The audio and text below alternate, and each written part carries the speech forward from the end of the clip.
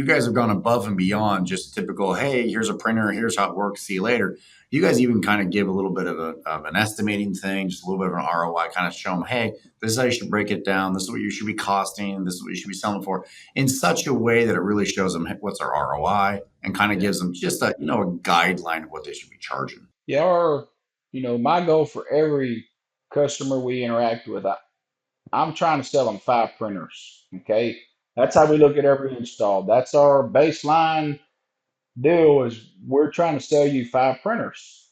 So we have to know that we sell you the right printer the first time. We have to know you're ready for the printer. We got to know you can support the printer. So before the install, we have demo centers in Nashville, Dallas, Vegas, Atlanta, California. We got demo centers all across the country. So if a customer has any type of project before we do the sale process, we'll either test our products for them to give them a realistic timeline on what the production time is going to be. We'll give them the ink cost to produce the product so they can figure out that to ROI the machine, I got to print, you know, 30 minutes a day, or I got to print 500 products a month to justify the payment. And once we show them how many products they have to produce, I'm not saying it's a 90% close rate, but it's factual information that's right in front of their face. It helps them be confident with their decision. And also, when they know they buy from us, like I said, we've been here since 1982. We're not going anywhere. You know, Yeah, no, we're you guys are in for the long haul. we're in for the long haul. Like we don't rent our buildings. We buy like all our locations. We bought all the buildings. We're not a temporary type company. Once we decide to go for something, we're gonna do it 100%, or we're not gonna do it at all. Hmm. But yeah, we want to make sure they're successful, and we provide testing. Even after they buy the machine, they might get a call for some weird product that they're not sure if it's going to work at all. They can send that stuff to my demo centers, and we'll test it for them. And we might say, hey, it worked, but it's a different ink set than you have currently in your machine. You're going to have to either swap the ink set, or you're going to have to get a different machine. And we provide that testing for free for any pre-sale activity, or after the customer buys the machine. We still offer free testing for any products they're struggling with. That's awesome. No, I appreciate that. And that's what everybody needs, because they need a lot of hand holding at the beginning. So I want to go back to that statement you made. You said I want to sell them 5 printers. 5 different printers, or just stay with them as when one wears out, you go on to the next one. I want to hear this overall scheme here. And that scheme, that's a horrible word. The overall plan, the thought process. Yeah, it could be, and that's another beautiful thing about Milwaukee.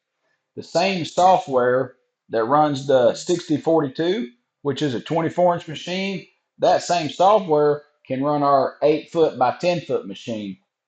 That same software runs the roll to roll machine. Okay. That same software runs the tumbler machine to print on the cups. So once you learn Mamaki's Rashlink software, you can just add printers to it. I can run 4 printers off one machine.